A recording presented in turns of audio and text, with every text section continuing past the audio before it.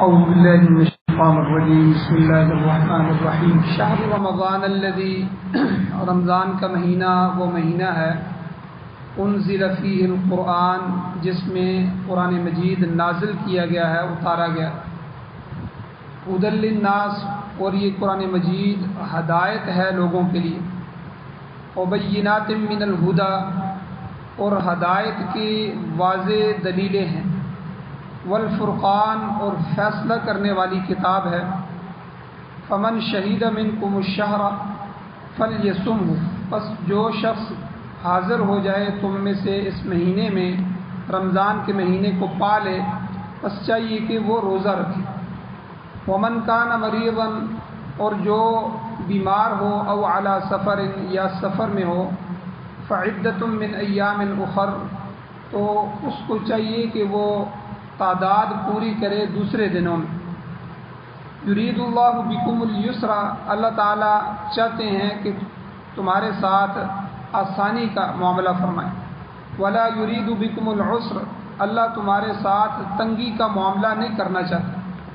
ولتکملوا العدۃ، تاکہ تم گنتی کو پورا کرو. اور ولتکبروا اللہ علی ما ہداکم، اور تاکہ تم اللہ کی بڑائی بیان کرو جیسا کہ اس نے تمہیں ہدایت دی ہے. وَلَعَلَّكُمْ تَشْكُرُونَ، اور تاکہ تم شکر گزار بندے بن جاؤ. سورہ بقرہ کی آیت نمبر 185 پہلے بھی درس بیان ہوا، اور اس کے اندر یہ بات بیان ہوئی کہ رمضان المبارک کا مہینہ برکت والا مہینہ ہے. اللہ نے اس میں قرآن مجید کو نازل فرمایا ہے، اور قرآن مجید کا اور رمضان کا آپس میں بڑا جوڑ ہے. تو دونوں نسبتوں سے اللہ نے اس امت کو نوازا ہے کہ رمضان کا مبارک مہینہ بھی عطا فرمایا، اور رمضان کے اندر اللہ نے قرآن مجید کو بھی نازل فرمایا. پھر پچھلے درس میں مختلف مہینوں کی وجہ تسمیہ بھی بیان ہوئی کہ مہینوں کے نام کن کن وجہوں سے رکھے گئے ہیں. اور رمضان کا معنی تپش جو ہے، جلا دینے کے ہے. تو ایک معنی تو اس کا یہ ہے کہ جس مہینے میں، رمضان کے مہینے میں روزے فرض ہوئے تھے، اس وقت انتہائی گرمی تھی، اس لیے گرم مہینہ، جلا دینے والا مہینہ. اور دوسرا معنی یہ ہے کہ جب انسان روزے رکھتا ہے، مسلمان روزے رکھتا ہے، اس پر جو اسے تکلیف پہنچتی ہے، اس تکلیف کو برداشت کرتا ہے تو اس کے گناہ پگھلنا شروع ہو جاتے ہیں. تو گویا کہ یہ مہینہ گناہوں کو پگھلا دینے والا مہینہ. اور اسی طرح نزول قرآن کے متعلق جو ہے پچھلے درس میں بیان ہوا. اب اس مہینے کو قرآن مجید کے ساتھ یادگار، بطور یادگار خصوصی لگاؤ ہے. اس لیے حکم ہے کہ اس مہینے میں قرآن پاک کی زیادہ سے زیادہ تلاوت کی جائے.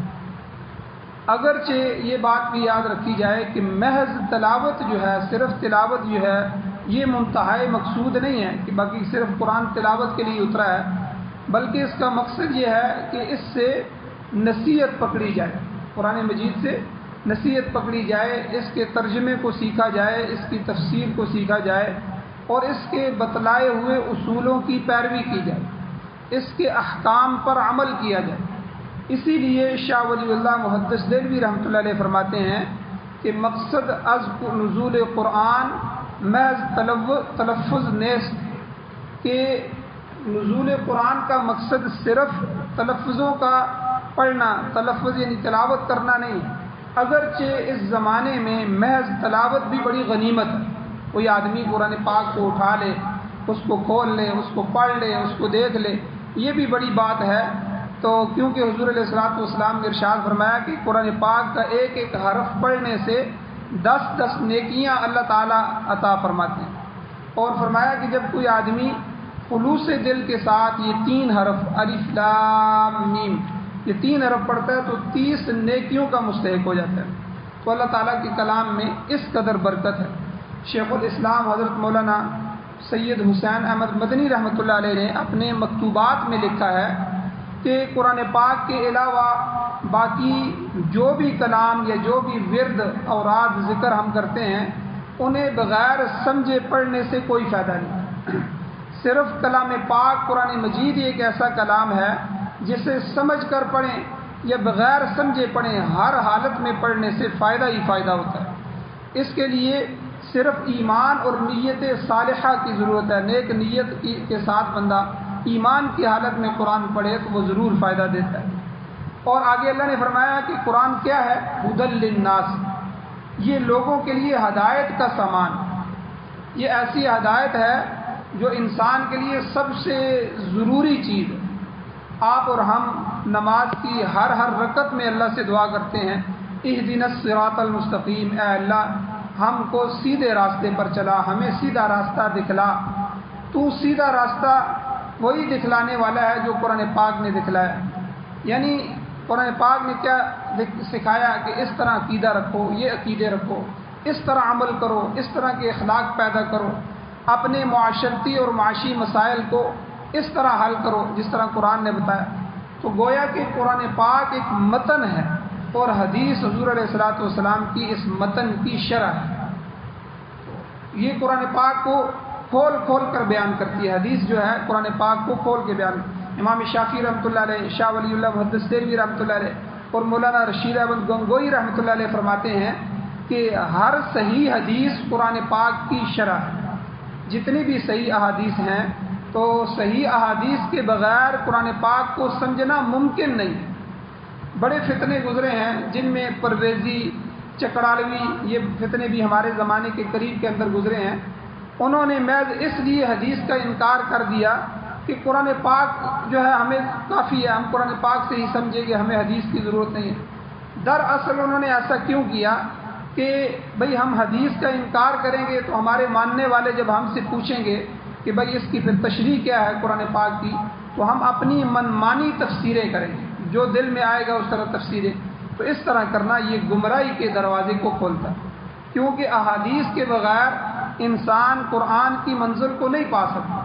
لہذا جب بھی دشواری پیش آئے تو قرآن پاک کی طرف رجوع کیا جائے، حضور علیہ الصلوۃ والسلام کی سنت کی طرف، حدیث کی طرف رجوع کیا جائے۔ قرآن مجید میں اللہ خود فرماتے ہیں حل من مدکر، کون ہے جو اس قرآن سے نصیحت پکڑے؟ یعنی کیا مطلب کہ خود مفتی نہ بنو، بلکہ فاسألوا اہل الذکر ان کنتم لا تعلمون، اگر تمہیں خود علم نہیں ہے تو اہل علم کے پاس جاؤ، علماء کے پاس جاؤ اور ان سے سیکھو۔ حضرت عبداللہ ابن مسعود رضی اللہ تعالیٰ عنہ قسم اٹھا کے فرماتے ہیں کہ قسم ہے ذات پاک کی جس کا کوئی شریک نہیں ہے کہ حضور علیہ الصلوۃ والسلام کے بعد اپنے اس دور میں اگر مجھے معلوم ہو جائے کہ فلاں آدمی، فلاں شخص مجھ سے زیادہ قرآن کریم کو جاننے والا ہے تو میں سواری پر سوار ہو کر اس کے پاس جاؤں، چاہے مجھے کتنا ہی لمبا سفر کیوں نہ اختیار کرنا۔ تو یاد رکھیں صحابہ کرام کی بھی یہ عادت تھی، وہ ایک حدیث کی خاطر 2 مہینوں کا سفر بھی کرتے، تو ایک مسئلہ معلوم کرنے کے لیے طویل سفر، لمبے سفر کی صعوبتیں اور تکلیفیں برداشت کی صحابہ نے، مگر اس مقصد سے ہٹ کر کوئی دوسرا مفاد انہوں نے حاصل نہیں کیا۔ سفر میں گئے تو وہی مفاد، حتیٰ کہ وہاں جا کے انہوں نے کھانا بھی ان سے نہیں کھایا۔ تو حصول مقصد کے بعد مقصد پورا ہوا تو فوراً واپس لوٹ آئے۔ ڈر تھا کہ ایسا کرنے سے کہیں ہمارے اجر میں کمی نہ آ جائے، ثواب میں کمی نہ آ جائے، اتنے محتاط تھے وہ لوگ۔ آپ دیکھیں خراسان سے حجاز تک سفر کرنا اور حجاز سے خراسان تک یہ ہزاروں میل کا سفر تھا، اور جو ہے صرف ایک آیت کی تشریح پوچھنے کے لیے وہ تشریف لائے کہ ہمارے زمانے میں اس آیت کی تشریح فلاں صحابی کو معلوم ہے، تو اتنا لمبا سفر کیا کہ آ کر جو ہے ان سے ملے، اور وہاں آ کے ان سے 1 روپیہ بھی نہیں لیا، ایک کھانا جو ہے کھانا بھی کھانا گوارا نہیں کیا کہ ہمارا یہ سفر صرف اللہ کی رضا کے لیے ہو جائے۔ مولانا ابوالکلام آزاد رحمۃ اللہ علیہ، وہ بہت بڑے آدمی گزرے ہیں، انہوں نے ایک تفسیر لکھی ترجمان القرآن۔ تو بڑی عجیب بات ہے کہ مولانا محمد دین کندھاری رحمۃ اللہ علیہ کے نام سے انہوں نے اس جو ہے تفسیر کو معنون کیا۔ تو وجہ کیا تھی کہ مولوی صاحب نے قرآن پاک کی چند آیات کی تفسیر سمجھنے کے لیے کندھار سے رانچی یعنی ہندوستان تک کا سفر کیا۔ تو چونکہ مولانا نے ایک پرچہ تھا ان کا الہلال، مولانا ابوالکلام آزاد رحمۃ اللہ علیہ کا، یہ ماہانہ جو ہے یہ رسالہ تھا، یہ چھپتا تھا، اس میں انہوں نے کندھار میں بعض آیات کی تفسیر پڑھی تفسیر پڑھی تو ان کو کچھ شبہ ہوا، جسے دور کرنے کے لیے انہوں نے قندھار سے سفر کیا، اتنا طویل سفر، لمبا سفر۔ اور مولانا ابو الکلام آزاد رحمۃ اللہ علیہ، یہ رانچی جگہ ہے، وہاں نظر بند تھے، تو اس شخص نے اپنا مسئلہ حل کرنے کے لیے اتنا لمبا سفر کیا۔ جب یہاں پہنچے تو ان سے چند سوالات کیے اور اس مسئلے کو حل کیا۔ حل کرنے کے بعد مسجد میں گئے، نماز ادا کی اور وہاں سے فوراً نکل گئے۔ مولانا نے بڑی کوشش کی ان کی کوئی خاطر مدارت کی جائے، کوئی ان کی خدمت کی جائے، کوئی کھانا کھلایا جائے، واپسی کا کرایہ ان کو دے دیا جائے۔ ایک شخص جو ہے اتنا لمبا سفر کر کے آتا ہے، لیکن انہوں نے کوئی مفاد حاصل نہیں کیا، صرف اتنا لمبا سفر چند آیتوں کی تفسیر کے لیے کیا۔ پھر اس کے بعد اس شخص کا کوئی پتہ نہیں چلا کہ وہ کس طرح وہاں سے نکل کے چلے گئے۔ تو مولانا ابو الکلام آزاد رحمۃ اللہ علیہ ان کے تقوی سے اس قدر متاثر ہوئے کہ انہوں نے جو اپنی تفسیر لکھی، اس تفسیر کو ان کے نام سے معنون کر دیا۔ تو بہرحال اللہ تعالیٰ نے فرمایا کہ قرآن پاک لوگوں کے لیے ذریعہ ہدایت ہے، ھدی للناس۔ یہ قرآن ہم نے ہدایت بنا کر بھیجا ہے، لوگ اگر اس کو پڑھیں گے تو یہ قرآن مجید ان کو ہدایت دینے والا ہے۔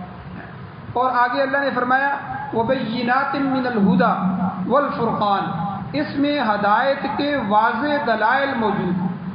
اگر تم توحید کو سمجھنا چاہتے ہو تو توحید کے بے شمار دلائل اللہ نے، اور واضح دلائل، بالکل صاف ستھرے روشن دلائل اللہ نے بیان فرمائے۔ اگر رسالت کو سمجھنا چاہتے ہو اور اسی طرح ایمان کو دیکھنا چاہتے ہو اور کوئی چیز بھی حاصل کرنا چاہتے ہو تو اللہ نے وَبَيِّنَاتٍ مِّنَ الْهُدَى، ان ہدایت کے واضح دلائل جو ہے قرآن مجید میں بیان فرما دیے۔ والفرقان، اور قرآن مجید کو فرقان مجید بھی کہا گیا ہے۔ فرقان کا مطلب ہے کہ حق اور باطل کے درمیان میں فیصلہ کن بات کرنے والا، کہ یعنی کسی معاملے کو قرآن مجید نے جو ہے ادھورا نہیں چھوڑا، آدھا نہیں چھوڑا، بلکہ حق اور باطل کے درمیان امتیاز کر دیتا ہے، فرق کرنے والی یہ کتاب ہے۔ قرآن نے بتا دیا کہ یہ حق ہے، یہ باطل ہے، اور قرآن مجید نے بلکہ بتایا کہ لِيَهْلَكَ مَنْ هَلَكَ عَنْ بَيِّنَةٍ، کہ تاکہ جسے ہلاک ہونا ہے تو وہ بھی واضح بات کے بعد ہلاک ہو۔ اللہ کہتے ہیں وَيَحْيَى مَنْ حَيَّ عَنْ بَيِّنَةٍ، اور جو زندہ ہے وہ بھی واضح بات کے بعد زندہ رہے۔ یعنی کسی انسان کے لیے قرآن مجید پڑھنے کے بعد کوئی عذر باقی نہیں رہنا چاہیے کہ اسے حق و باطل کی پہچان نہیں ہو سکی، وہ یہ شبہ نہیں کر سکتا، یہ اعتراض نہیں کر سکتا میں نے تو قرآن پڑھا ہے لیکن مجھے تو کوئی چیز سمجھ نہیں آئی۔ تو اللہ کہتے ہیں اگر وہ ہلاک ہو، یعنی اگر قرآن سمجھنے کے بعد ہلاک ہونا چاہتا ہے تو تب بھی ہم بینت، دلیل پر ہلاک ہو، دلیل اس کے پاس موجود ہو، پھر اس کے بعد وہ عمل نہ کرے، یہ اس کی اپنی مرضی ہے۔ اور اگر زندہ رہنا چاہتا ہے، یعنی اگر وہ ہدایت لانا چاہتا ہے تو تب بھی قرآن پاک کے اندر واضح دلائل موجود ہیں۔ حق اور باطل کی پہچان قرآن مجید نے کرائی ہے، اور قرآن پاک نے ہر چیز کو خوب وضاحت کے ساتھ جو ہے بیان فرمایا۔ گویا قرآن پاک ہدایت بھی ہے اور فرقان بھی ہے۔ اسی لیے حضور علیہ الصلوۃ والسلام نے فرمایا کہ رمضان المبارک میں تراویح ادا کی جائیں جن کے دوران قرآن پاک کی تلاوت کی جائے۔ پورا قرآن مجید ختم کرنا رمضان المبارک کی تراویح میں یہ سنت ہے۔ پورے رمضان میں ہر مسلمان کے کان سے کم از کم ایک دفعہ قرآن پاک گزر جائے تو یہ خدا تعالیٰ کی ہدایت کا پروگرام ہے۔ اسے ہر گھر میں پڑھا جانا چاہیے، ہر آدمی کو تلاوت کرنی چاہیے، اس کی اشاعت ہونی چاہیے، اس کی تعلیم عام ہونی چاہیے تاکہ کوئی آدمی، کوئی نفس اس سے محروم نہ رہے۔ حضور علیہ الصلوۃ والسلام کا فرمان ہے کہ اللہ تعالیٰ نے تمہارے لیے رمضان کے روزے فرض کیے اور میں نے تمہارے لیے تراویح کی سنت کو جاری فرمایا۔ تو اس میں قرآن پاک کی زیادہ سے زیادہ تلاوت ہونی چاہیے۔ اور آگے اللہ نے فرمایا کہ فمن شہید منکم الشہر فلیصمہ، جو کوئی تم میں سے رمضان المبارک کے مہینے کو پائے تو اسے روزہ رکھنا چاہیے، بس چاہیے کہ وہ لازمی طور پہ روزہ رکھے۔ گویا کہ اس آیت کے ذریعے روزے کو لازم قرار دیا گیا۔ آپ نے اس سے پہلے آیت سنی جو پچھلی آیت تھی کہ جب روزے فرض ہوئے تو اس وقت پہلے جو 1.5-2 سال تھے اس میں یہ گنجائش موجود تھی کہ ایک صحت مند آدمی بھی اگر روزہ نہیں رکھنا چاہتا، اپنے گھر میں موجود ہے تو فدیہ دے لے، تو فدیے کی شکل موجود تھی، فدیے کی رعایت موجود تھی۔ اس آیت سے وہ رعایت ختم کر دی تھی، بعد میں یہ آیت نازل ہوئی تو وہ اب صرف عذر شرعی جو ہے، اور شرعی عذر کے بغیر کوئی آدمی جو ہے ہر عاقل بالغ جو ہے اس کے لیے روزہ ضروری قرار دیا گیا کہ فمن شہید منکم الشہر، جو آدمی بھی اس مہینے کو پائے گا، صحت کے ساتھ ہے، اپنے گھر میں موجود ہے، تو اس کے لیے روزہ فرض ہو جائے گا، عاقل بالغ کے لیے روزہ ضروری ہے۔ اب عذر شرعی کون سے ہیں؟ بیمار آدمی عذر شرعی ہے، معذور ہے، شریعت نے اس کو معذور قرار دیا ہے۔ مسافر ہے تو اس میں جو ہے شریعت نے اس کو معذور قرار دیا ہے۔ بیمار اور مسافر ان دونوں کے لیے گنجائش ہے کہ وہ جو ہے اپنے سفر کے اندر مسافر اور بیماری کی حالت میں بیمار آدمی روزے کو چھوڑ سکتا ہے، لیکن بعد میں اس کو استعداد کو پورا کرنا ہوگا، بعد میں اس کو قضا کرنی ہوگی۔ اب شرعی سفر کتنا ہے؟ یہ 3 دن کی مسافت، میں نے کل بھی بیان کیا تھا، 3 دن یہ تقریباً 48 میل کا سفر بنتا ہے۔ امام اعظم ابو حنیفہ رحمۃ اللہ علیہ کے نزدیک کم از کم اس قدر سفر کرنا ضروری ہے۔ اگر اس 48 میل ہو یا اس سے زیادہ کا سفر ہو تو یہ شرعی طور پر مسافر کہلائے گا، یہ روزے کو قضا کر سکتا ہے۔ اور حدیث میں تو یہاں تک الفاظ آتے ہیں، ابو داؤد شریف کی روایت ہے، من کان لہ حمولۃ، کہ جس کے پاس سفر کے لیے سواری موجود ہو اس کے لیے بہتر یہ ہے کہ سفر میں بھی روزہ رکھے۔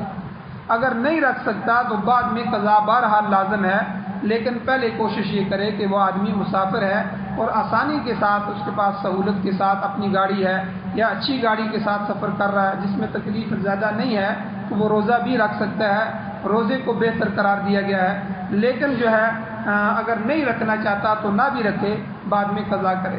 اسی کو آگے اللہ نے فرمایا کہ ومن کان مریضا او علی سفر فعدۃ من ایام اخر، جو کوئی بیمار ہو یا مسافر ہو تو دوسرے دنوں میں گنتی کو پورا کرے۔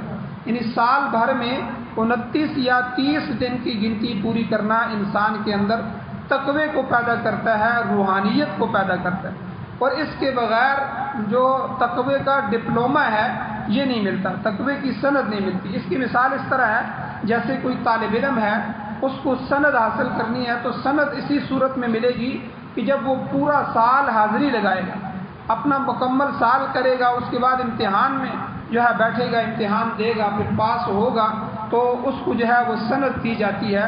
تو لہذا تقوی جو ہے اللہ نے فرمایا روزوں کو ہم نے اس لیے فرض فرمایا تاکہ تم متقی بن جاؤ، تو حصول تقوی کے لیے روزے کی گنتی بھی ضروری ہے۔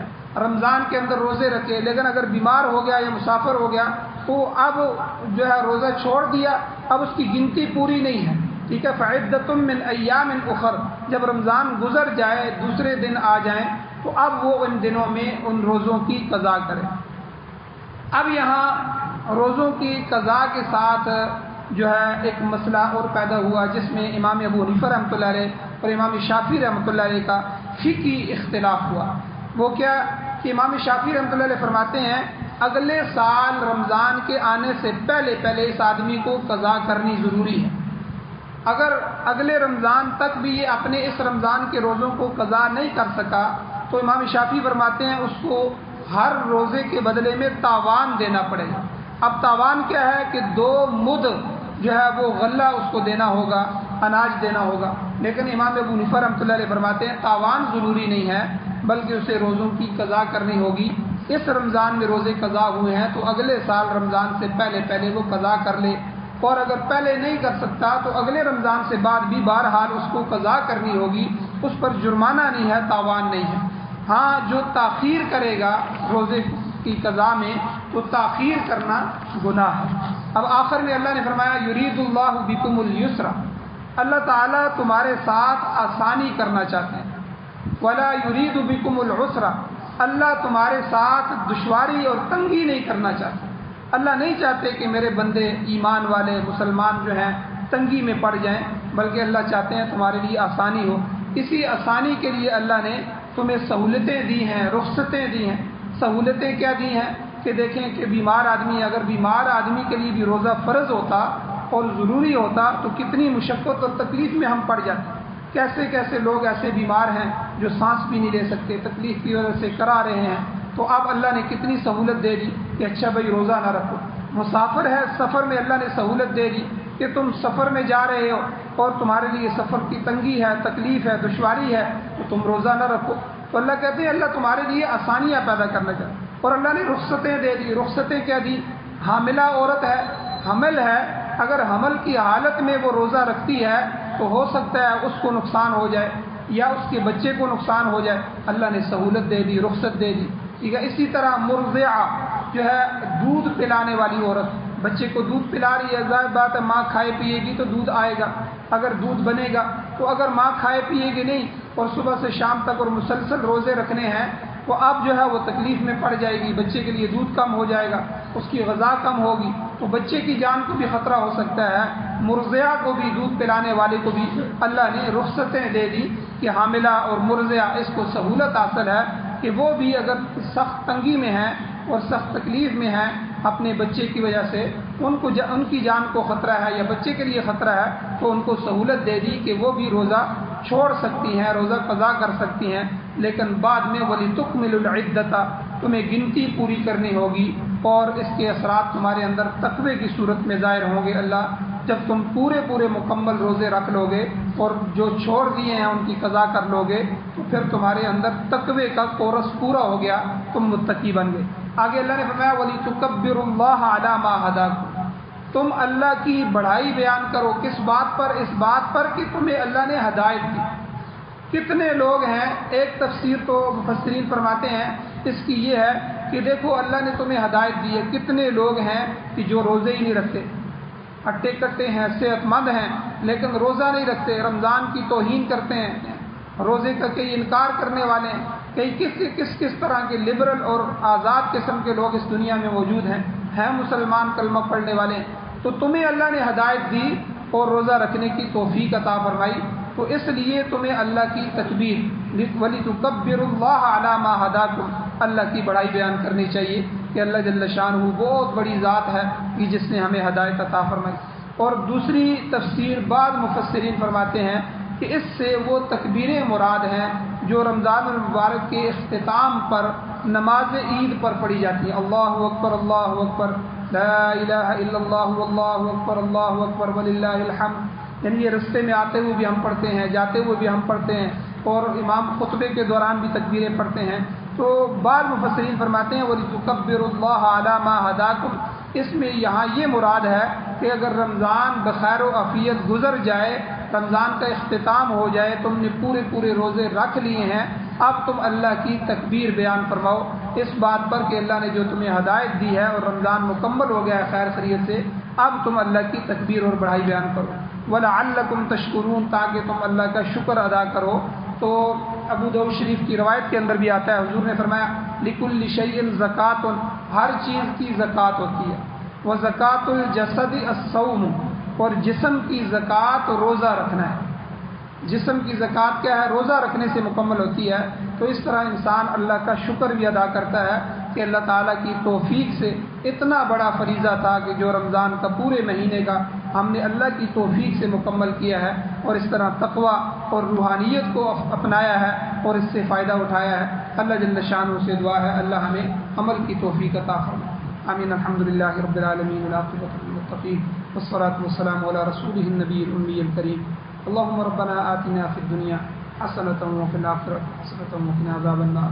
یا اللہ ہماری کمیوں کو تائیوں کو معاف فرمائیے، یا اللہ درگزر فرمائیے، صغیرہ کبیرہ گناہوں کو معاف فرمائیے، یا اللہ قرآن و سنت سے محبت نصیب فرمائیے، قرآن کی اشاعت کرنے کی توفیق نصیب فرمائیے، قرآن کو سننے سمجھنے اس پر عمل کرنا ہمارے لیے آسان فرمائیے، یا اللہ قرآن و سنت کا نظام ہمیں نصیب فرمائیے، پوری دنیا میں اس نظام کو غالب فرمائیے، یا اللہ ہمیں اس کے لیے دیر دور کے لیے قبول فرمائیے، یا اللہ جب تک زندگی ہو عزت والی، وقار والی، ایمان والی، خیر والی، فرما برداری والی زندگی نصیب فرمائیے، جب بھی موت آئے تو سعادت والی، شہادت والی اپنے رستے کی موت نصیب فرمائیے، خاتمہ ایمان پر فرمائیے۔ صلی اللہ تعالیٰ علی خیر خلقہ محمد وآلہ وصحبہ اجمعین برحمتک یا